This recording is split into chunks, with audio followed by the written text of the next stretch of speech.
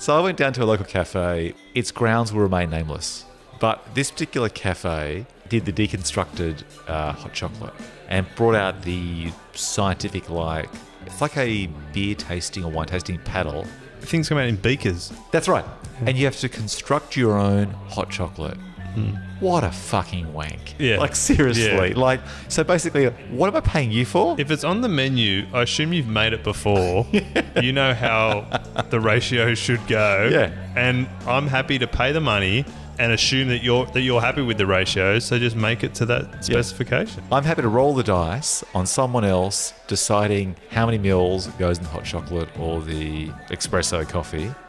I trust them with that. I don't need to try and validate it myself, like a big gift from the Muppets, bringing out test tubes and so on, and trying to construct this thing myself. And how can I scroll through my 4-year-old's MySpace page while I'm having my hot chocolate if I've got my hands full of beakers of milk and dark chocolate? Exactly. So I stand by that. I think bring back the constructed coffee. Unless I'm paying a fraction of the price because you haven't put it all together. If you're charging me the price of a constructed coffee or a constructed hot chocolate, I don't want to have to construct it myself. It's like when you go to a pub and then they have cook your own steak, and it's like $25 for the pleasure of cooking your own steak. Do they still do that? So you buy the steak on a plate with tongs and a plate, and then you stand around a barbecue. Then you stand around a furnace-like grill, hotter than Hades, cooking a steak with other men of a similar age, getting smoke in your eyes, missing out on all the great conversation that's going on back at the table. And paying, probably $25 for the steak. Yeah. Which same price you'd pay to buy the steak cooked as you requested. So what's it about those people that want to cook their own steak at the pub? They just want to feel like the common man sitting around the barbecue. Oh, yeah. So they go to the pub to get in touch with their inner caveman. Yeah. Or understand the peeps. Couple of baked potatoes and a steak. They don't give you foil, do they? You never wrap your potato. Yeah. Really? Oh, you can char it a bit if you want to, but it's already cooked. Yeah. That's ridiculous. So if you're going to open a pub tomorrow, what happens next? If you were to open your dream pub tomorrow, how would you improve upon the cook your own steak pub? And what's also big in our part of town is these pubs, which I'm not criticising, but they have these dedicated kind of kid wings where it's like an indoor playground, that sort of thing. And tonight when I went to the pub, they gave us this little $1 crayon set, which by the way is freaking awesome because that keeps Mr. Four very happy as he's drawing away. Because he's paying someone to update his MySpace for him, is he? Oh yeah, that's going through Fiverr online. He's actually got someone in Estonia and someone else in Delhi, kind of like running the social media campaign for the $5 he earns every month for doing his chores, like putting away his Lego. He's become this kind of 4-year-old social media capitalist. Man. It's funny you should say that, but I've got a friend who runs a few internet businesses and he pays someone... does that? He pays someone in Pakistan to do a lot of things for him. But one of the things he does now is he pays this guy in Pakistan to click on the Google ad search result for his competitor's business. His competitor's business. Oh, is it because the competitor has to pay? Yeah. So basically, he's not actually paying to benefit himself by promoting his own business. No.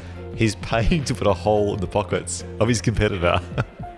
But how much money would he actually... I don't know, but I assume he's done the sum somehow. Wow.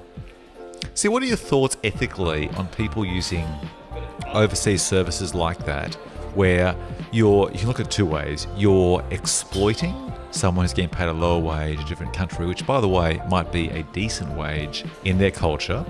Or is it actually okay because it's just the same thing that basically Nike does?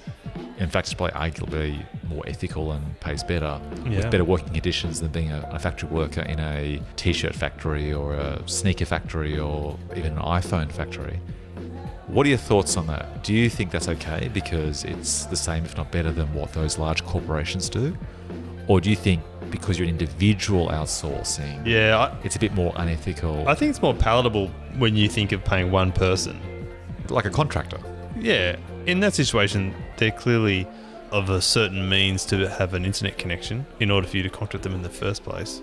They're not like a poor person rummaging through the rubbish tip. Or like a 14-year-old who's something. who's been sent out by their family to try and earn money. Yeah. They're usually an adult who might be tertiary educated with a computer science background to be able to do website design or something. And I assume these guys operate in the World Wide Web, and they would be We call it the triple W's, triple the dubs. triple dubs, and they would be they'd be doing this for a whole myriad of people. Yeah, not just my mate. I think you're right. I think it's okay. I think people get uncomfortable about it occasionally because it's personal. Yeah, they'll have to go and buy a T-shirt from Target for like $4. But Target to profit from a $4 T-shirt, someone's clearly getting the short end of the stick for that to happen. I don't know if you've been to Kmart lately, but I haven't. But I know someone who has. Yeah, And they are selling some stuff in Kmart that is ridiculously cheap yeah. and has only been made by someone who's getting paid Yeah. sweet effort. Well, here's something interesting. We went to the coast for Christmas and we had suitcases packed. And my beloved said to me, make sure you grab the suitcases upstairs. And I grabbed what I thought were the suitcases she was referring to, packed our bags to go away for a week, and left behind the one master suitcase with all the clothes for our kids, which she'd had meticulously packed. Right. And we got down there, and because in Australia the big sales day of the year is Boxing Day, which is the 26th of December, the day after Christmas, conveniently she raced into town to this small coastal town, Hamlet. It's like Northern Exposure, but on the coast. And she basically bought entire... Sicily. Yes, Sicily. Sorrento. She basically bought entire outfits for our two boys, combined for $140. And that was about 6 outfits each, plus swimmers, Beautiful. plus like a UV protective rash vest, everything. They had shoes, which is okay, but hats, you name it. The whole thing. It made me think, wow, we've obviously spent way too much money on our kids to buy clothes in the past.